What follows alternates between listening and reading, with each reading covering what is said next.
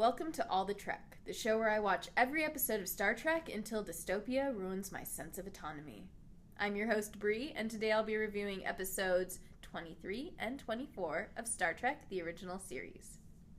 Episode 23, A Taste of Armageddon. Two societies are warring, but they're doing it by computer, and there are no actual weapons. Instead, everybody reports to a suicide chamber, which is just like, why? Why would you even do that? They say they're dutiful, but why? Wake up, sheeple! Obviously, Kirk is super not down with this arrangement, especially since the Enterprise is quote-unquote destroyed in the attack. To make matters worse, there's a random diplomat on the Enterprise throwing his weight around and acting like a complete dum-dum. Kirk stops a woman from going into the suicide chamber, and shockingly, she does not become his love interest. Despite her blatant side boob and tit curtain, Kirk doesn't even make half a move. This is a Star Trek first.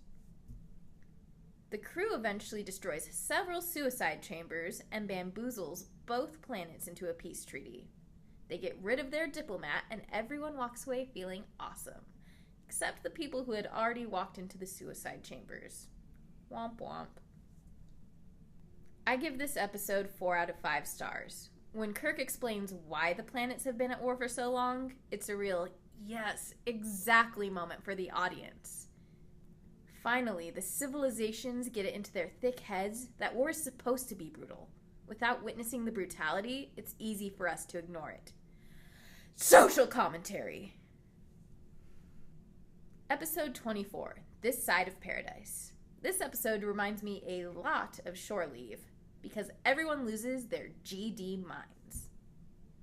The Enterprise stops by a planet to check on a colony. It's assumed that the colonists are dead due to atmospheric radiation, but when they arrive, they basically find the vegan sector of the Dharma Initiative.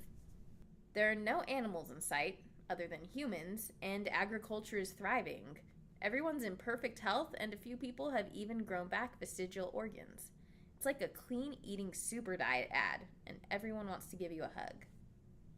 A blonde instantly sees Spock upon his arrival at the compound, and she gives him the bedroomiest eyes ever, as captured by a liberally greased lens. Spock, of course, couldn't care less, because he'd like to get everybody off of the doomed planet. However, Sister Christian has some other plans. She takes Spock to see some flowers, which immediately throw up feathers on him. It's a weird first date, to say the least. Suddenly, Spock starts writhing in pain on the ground, but in mere moments he's back on his feet, giddy and giggly as a schoolgirl. He's holding hands, climbing trees, canoodling, and jilting Captain Kirk while talking on his communicator. It's really unsettling, especially for the Kirk-Spock shippers.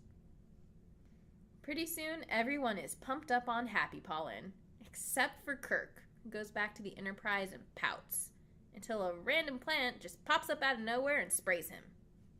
Bones keeps talking about mint juleps and develops some kind of Tom Sawyer accent. Apparently, he dreams of Dixie when he's pumped up on plant pollen. I don't know.